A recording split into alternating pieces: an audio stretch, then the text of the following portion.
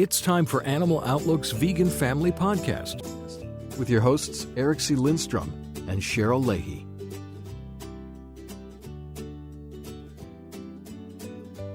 Welcome to this week's Vegan Family Podcast. We were very responsible and healthy last episode, and now we're going to turn to one of our favorite topics, vegan junk food. Oh, and I know vegan junk food. While I'm trying to cut back, the new vegan foods that are popping up in the market and on the grocers these days is very, very tempting. And I think I've tried them all. And I love to try them. Yes, we're excited about this more devilish episode of the Vegan Family Podcast, brought to you by Compassion Over Killing and TryVeg.com, and we will be right back. Since 1995, Compassion Over Killing has served as an unwavering force, bringing about positive changes for animals. Please consider a tax-deductible donation today. Visit cok.net for more. And we're back. So, we got some interesting feedback. Yes, feedback. We love feedback. Yeah, send us whatever questions, comments, thoughts, or feelings you have, and we will talk about them. Veganfamily@tryveg.com. That's right. So the question is, I'd be interested in knowing how to talk to your child's friends about why you don't eat animal products. I can't imagine other parents would be stoked about their kid coming home and asking why they eat animals, you know? Yeah. What do you think, you know? What do you think? Well, I've, talked to you before about some of my experiences with social settings where our two vegan kids accidentally or maybe on purpose become mini activists by pointing out other kids eating animals, which is, of course, their candor to be so bold as to say, hey, you know what? You're eating an animal. Meanwhile, we try to pull the reins in on them a little bit in that regard. But we also know that they're, pretty sure about what they're doing. And that's a big part of it is the confidence. Yeah. Confidence in why they're doing it. That when we've said it before, we'll say it again. When your little kid says, I don't eat animals, animals are our friends. You can't ask, I can't ask for a better way of having our kids be raised, and also just their outlook, their compassionate outlook on life. Yeah, and I think, that sort of makes me think a little bit about how to articulate the way that the sort of guiding principle that I have when the kids engage on this topic. And really what I want to make sure that I'm not doing is trying to sort of mold them or squeeze them into what society might expect them to do in terms of, politeness or whatever other justification. Don't be polite.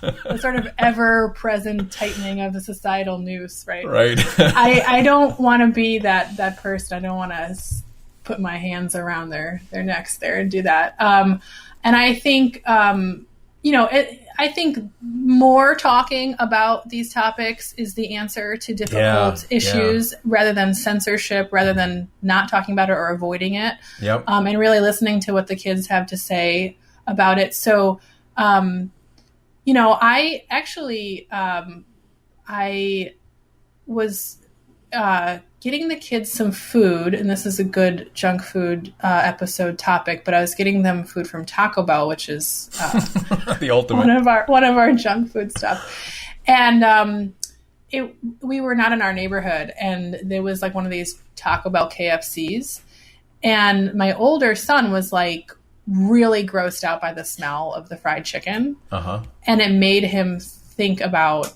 chickens. Wow. And I said, well, yeah, we just did this investigation at my work where we had somebody hide a camera and take video of what actually happens to how the chickens are treated when they're killed, and he really wanted to see the video. He really wanted to see it. Wow. And I was like, are you sure? It's pretty sad. And he was like, yeah, I'm sure. I want to see it. And I had to, I really did feel like, his sort of thinking about it, he wanted to see it. So I let him see it. And he was like, it is sad. Like, as he was watching, it's like, it is sad.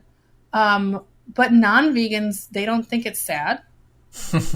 Wow. And I was like, this is like the kind of topic that I don't want to be. I mean, I remember being a kid and feeling like I just barely got a handle on my own thoughts. How am I also supposed to manage other people's feelings while I'm trying to get my thoughts out, right? Yeah. I still feel that way now, and I'm 37. But I think what I really I wanted him to kind of give him the space to kind of think about that and process that. So I didn't want to be like, oh, well, let's wrap this up neatly and move on with our lives. But I said, one thing that we hope is that, when people do learn about this when they're not vegan, they start to realize that it's sad, and they start to kind of think about making choices that would help these animals. Right. And so that is sort of a long way of saying, I think the answer to this question is to back off and let the kids engage on this topic the way that they want to engage. Now, I, of course, separately have my own sort of activist mindset, and I'm going to try to navigate the social environment in a way that, isn't totally going to be alienating. But, and I'm the person who will wear my vegan shirts to school pickup and whatever. Yeah. But I do think that increasingly so, even though my kids are little, they're only 3 and 5, the lead with their friends is taken by them and their friends. Yeah. So, they're going to be the best ones to have kid level conversations. And that's even with adults too. They'll tell adults like, oh, I don't want that because I'm vegan or whatever. And they always get positive. Oh, that's great. But let them engage in that conversation. It's pretty clear and pretty obvious to me when they need some support or some help. But on the vegan topic, I don't think that's ever happened. They'll ask me questions. Like I had out of the blue, my older one said, why would anybody cut a fish? And I totally get it. The way he's thinking, what kind of, why would that occur to anyone to do that? And what kind of person would have to do that? I get that he's thinking that way. And I think there is this impulse to kind of, mediate that or sort of step in but let that be the raw question. Let him process it the way he's processing it. So I think, the principle of just kind of letting him be where he is, talking about it the way he wants to talk about it if and when he does, because my younger one processes this very differently. To him, it's all about sort of empowering to save animals and to, help. It reminds me of, walking through the grocery store, and between the produce section and perhaps the place where we get our plant-based milks is the meat section. It's tucked back in a corner, so we don't have to go through it that often, thankfully, but often we'll have to walk past the lobster tanks and all of the dead animals. And as I push the kids in the shopping cart, they'll point at everything and say, dead animal, dead animal, dead animal, dead animal. And then a parent or, an adult will look at me like, what? And I'll always reply with, well, they're right. They're telling the truth. This is what that is. And I don't want to ever censor that. I don't want to ever stop them from knowing that is in fact what is shrink wrapped in those, packages so neatly. They used to be animals, or they used to be living sentient beings. So I would just tell them to keep on keeping on. Yeah. And I think I have been pleasantly surprised by how positive the reactions are. And this may just be because I live in Southern California. Right. But everybody likes cute kids saying things that are unexpected. Yeah. Anytime a kid says anything that isn't just expected, can I have a cookie or whatever? It's funny and it's cute. And so, people connect to that. So I have never, my kids, all the time would be at the grocery store being like, there's dead cow, there's dead pig. Yeah. Oh my gosh. And we've never gotten a negative response. Well, let's get back to Taco Bell real quick because, they're just rolling out now a dedicated vegan and vegetarian menu, and I wouldn't say led the way because I think Chipotle beat them a little bit to the punch in terms of making it a very welcoming space for vegans. But definitely ordering at Taco Bell fresco style, I'm sure, has saved many a parent on the road trying to grab something quick, a chalupa or a taco, replace the meat with beans. You can obviously tell I've memorized my order by now. Mm-hmm. Vegan junk food, vegan fast food. What's what's the bad part? What's the downside of that, Cheryl? Well, I think let me first say the upside, because obviously, there are problems with eating junk food all the time, but I think there's something really important, especially when it comes to kids and families, about having convenience and sort of visibility of vegan options. Yeah. And being able to normalize them, make them part of the mainstream. This is a huge sort of central part of Compassion Over Killing's mission. And a lot of what we do as an organization is trying to make that happen, to sort of change the culture around that. So we've had successful campaigns with Subway and, Starbucks and other big chains to try to make sure that where people currently are, where they are physically located, there are things surrounding them that they can go and get vegan. And I think Subway and Taco Bell are both really good examples of places that have vegan options. And I was super excited to see, the vegan option, the expansion plans for Taco Bell. And I was actually just at a restaurant here in LA called Doomie's, which you might have been to. Oh yeah, there's one in Toronto. Yeah. Oh really? Okay. And they have like their main restaurant, and then they have like a Mexican restaurant next door. And I was just talking with somebody saying, years ago, this was such a big deal that they had this like kind of vegan Big Mac style burger.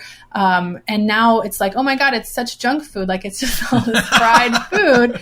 And sometimes I go there. There was a time that I took my younger son there because we had this like napping disaster because both my kids stopped napping before they turned 2. No, it's a whole other topic. But when we first started the school like offered them, this new school offered him a chance to nap, which is like they're supposed to do that under the law, but they don't know that means he'll be up until like 1 a.m. So and the first day it was just like a novelty. So he just like he said, "Mom, a lady, I don't know her name, made me a bed." I don't know her name. So that's sort of this whole like downward spiral of him napping. And so I was just on my own with him one weekend because my husband and my other son were out of town. And I was like, all right, I'm going to reset his clock. He's up he was up past midnight, like every night, if he would, even take like a 20-minute nap or something. So I'm like, all right, we're going to go up to Hollywood and we're going to have like a fun day and just kind of like wear him out, get him to the point where by Sunday night he's going to be going to bed at a normal time. And then I'm going to tell him like they don't, not to nap him. And so we had like just a night out like in Hollywood. And he was like the only, he was two. He was 2. He was the only 2-year-old. It was like kind of pushing him in his little push car around like, homeless people on the Hollywood Walk of Stars and stuff at like 10:30 at night. So we went to Doomie's and he was like literally like the only child there. And we sat at this table that had a Joker and Harley Quinn like tablecloth or whatever, table decoration. And the food was like really rich and really like crazy. And you could tell the crowd there was like, not necessarily vegan. Like this is like just a destination place to go and have like your comfort food, your chili cheese fries and your deep fried burgers and whatever. And then, I was like, all right, I think I might be a little too old for this level of junk food. But he had a great time. He really liked it. And then just this weekend, I took them back up to that area. And I knew that I didn't want to overdo it. And then I tried the vegan ice cream shop that's in the same strip mall, which is called Coco Bella. And it was the best ice cream I'd ever had in my entire life. It was amazing.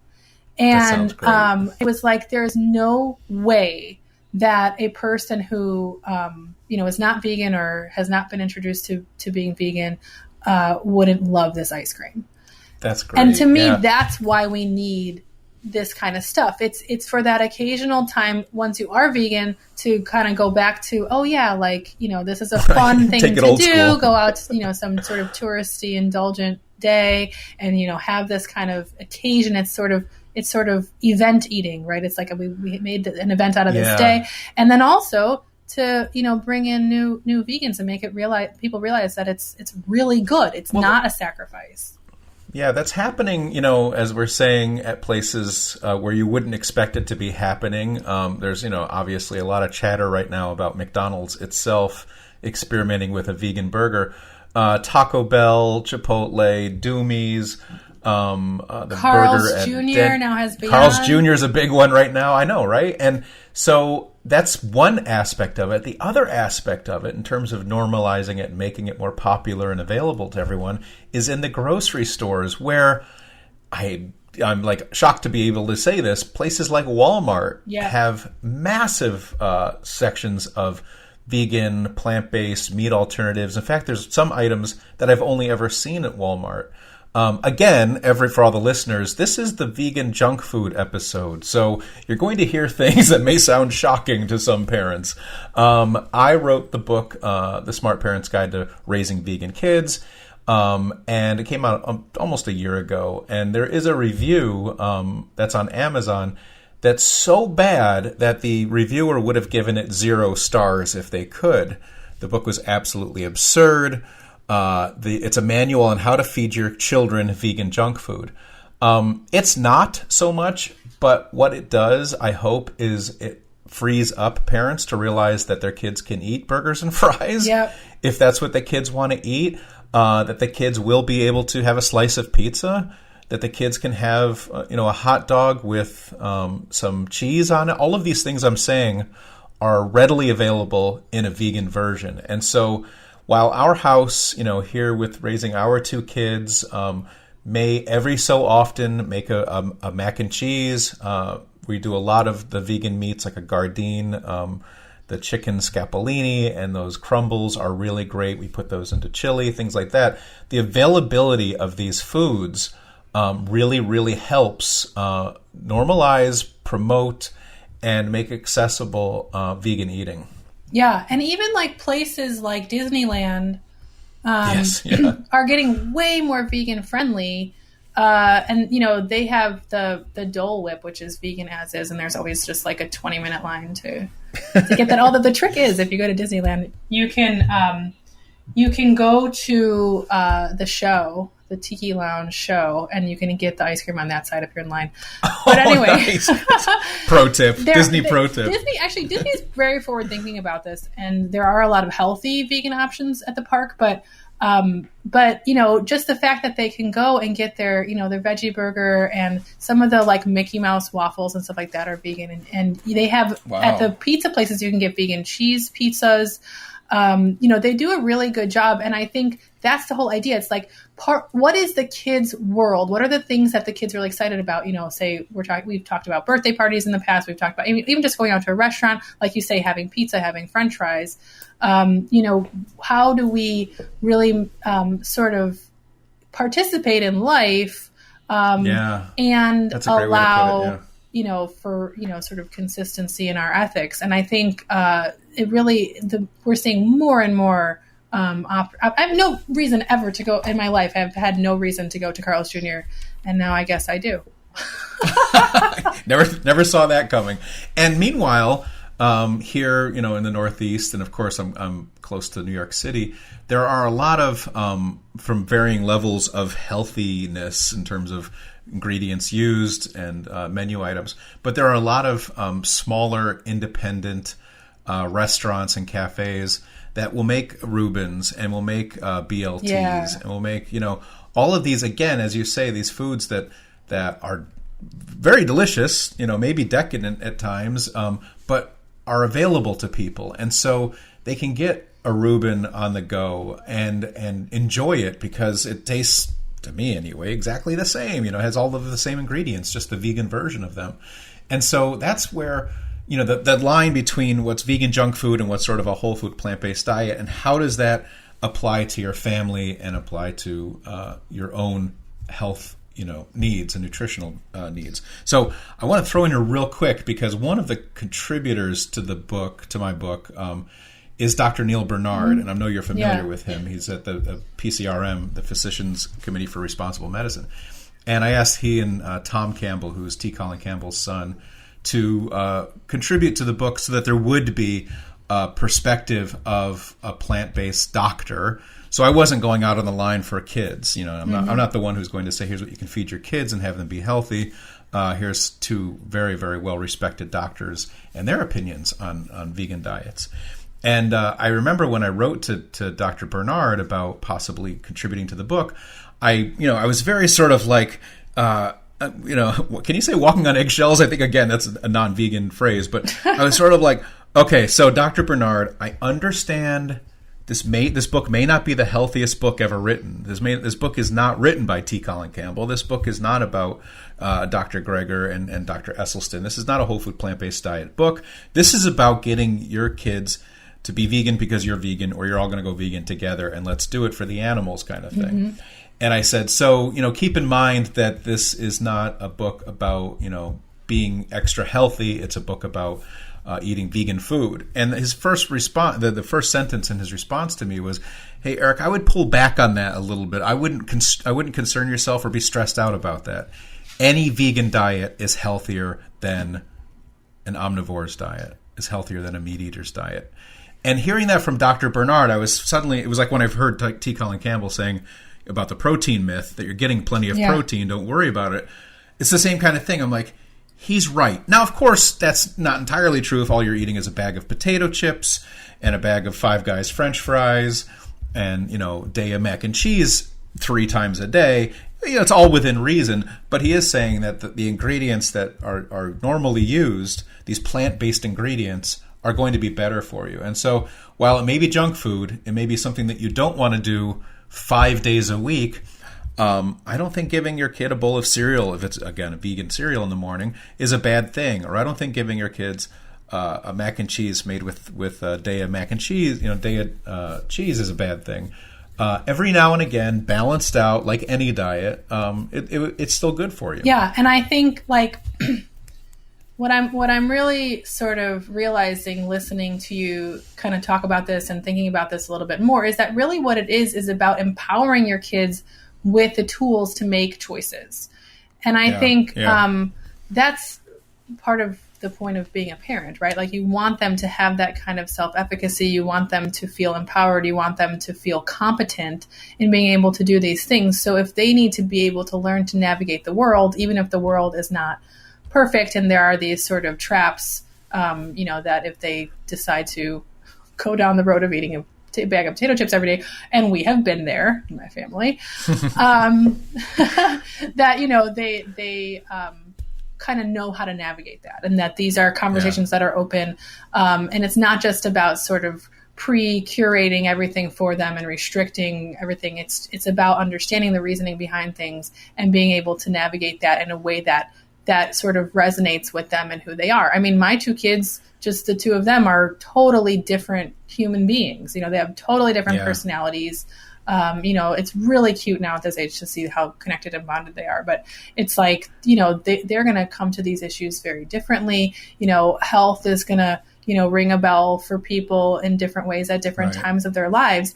And I think most kids are not really that. It's not like, I remember thinking health was like something that, was 30 years away. Like, oh, maybe if I do something bad, like one day I'll get cancer. Someday I'll pay for this. Yeah, it wasn't like today I feel better. Actually, it wasn't until I started getting really healthy, actually in law school. I really started thinking about much more about health and exercise and eating right and everything.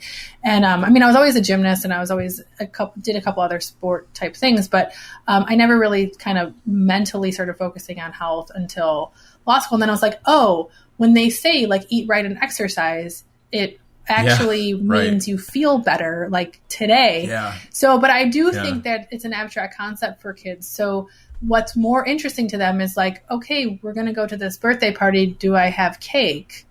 And I think that's a big thing. Like, we've talked about that, and I've heard other vegan kids say the same thing. It's like, yeah, I wish I could eat this cake, but we have this great bakery on the way. If we have any birthday party like south of our house, we have this great bakery that has like these amazing cupcakes and cookies and whatever that we can always like bring to a birthday party. And then if it's north, we can go to Whole Foods and get donuts or the little packaged cakes or whatever.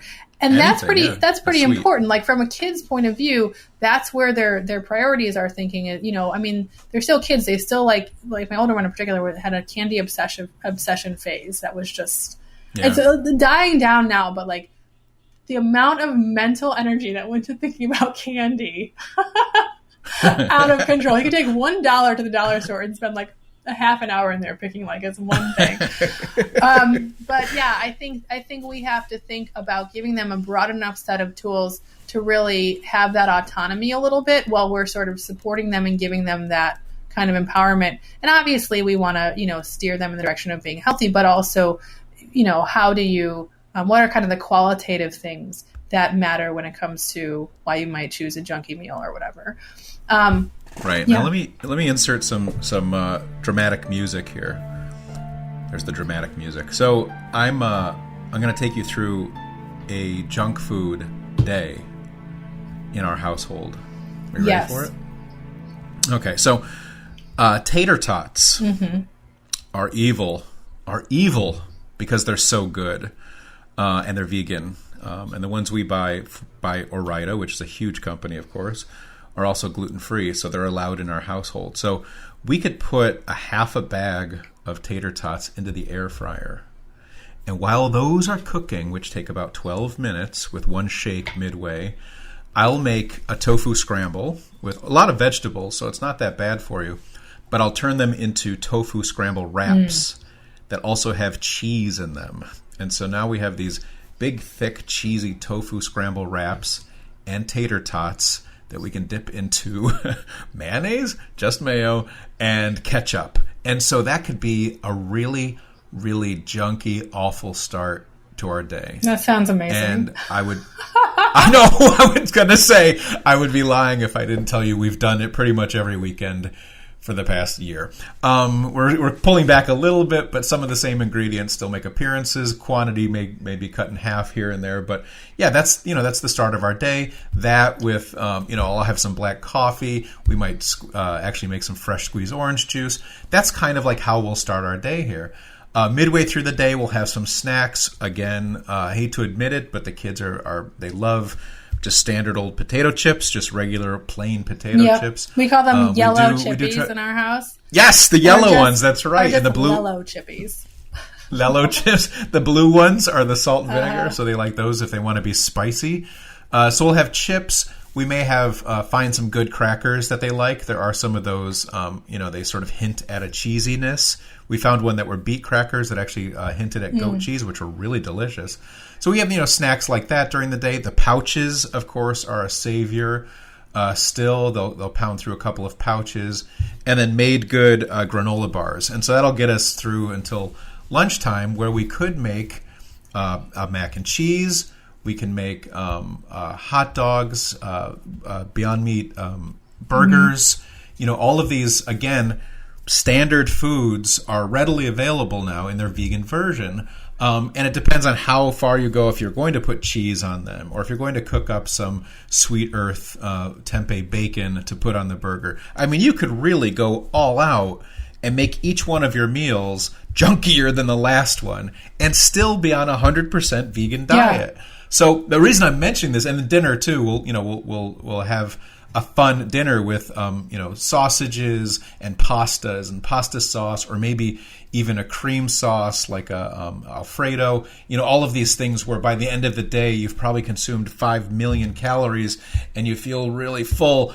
And boy, you can't believe you've just eaten this entire vegan day. The reason I say this is that you and I have young kids, and so they can't shop yet. They can't choose their own food yet. They can have opinions, but still, when you're 5 years old, you're still really the one making the rules. They can't like take an Uber or anything.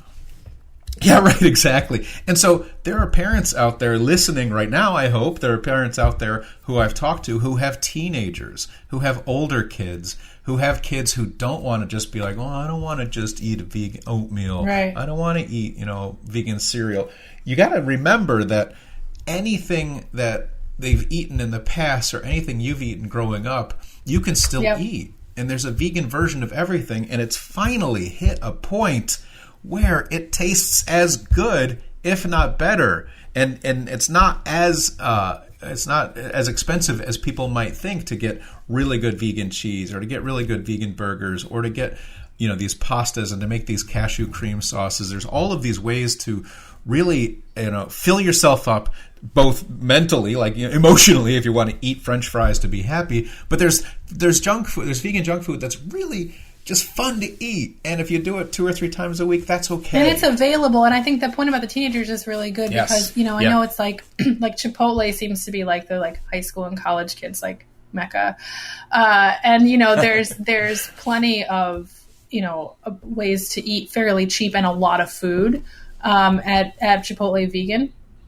And I also we order delivery pizza when we want to sit home and have a movie night or whatever, right? And we have actually several pizza places in our area that will deliver vegan pizza.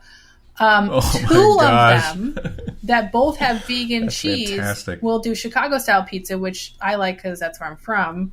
And that's pretty decadent. That's pretty a true stuffed Chicago pizza is just inches of cheese.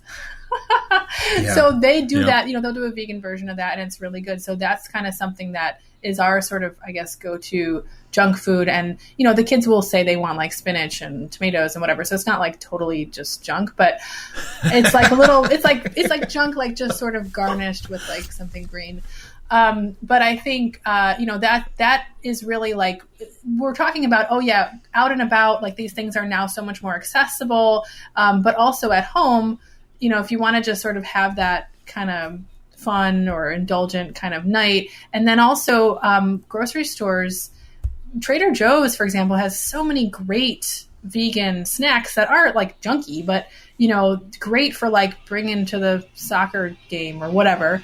And they have the peanut butter pretzels, and I know Costco has those, and they have all sorts of really good stuff, including some of the mock meats and, even vegan. They have Miyoko's cream cheese there.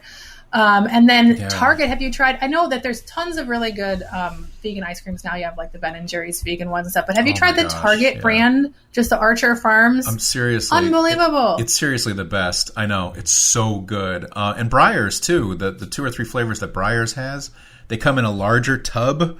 So actually think it might be less expensive than some of the more sort of, Ben and Jerry's level of vegan ice creams, but they're delicious. The peanut butter one is fantastic.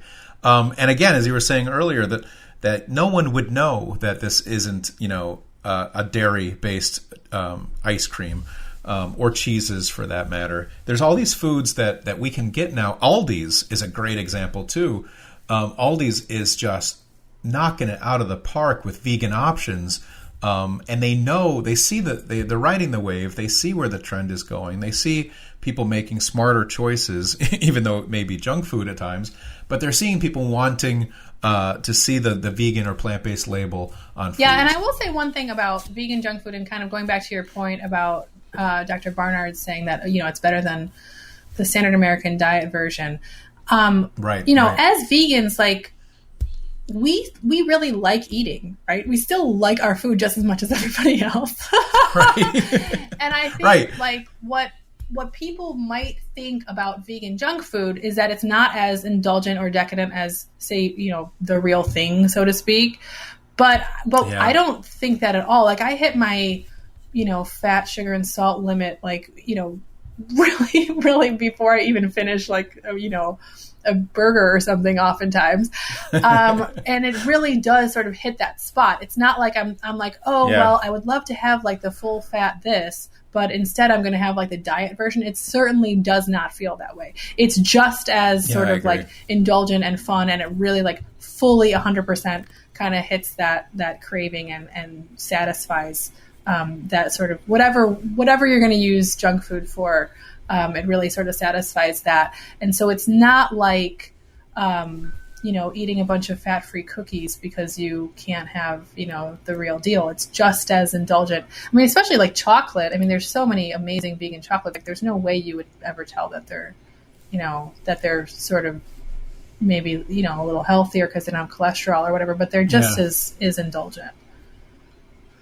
Yeah, you find them too in weird places. I was at TJ Maxx during the holidays picking up some last-minute gifts, and in the checkout line, if you look on either side at that sort of point-of-purchase displays, there's so many vegan there was this vegan gluten-free peanut butter bites, and they were like these, they look like pedophores, these huge cakes of chocolate-covered goodness.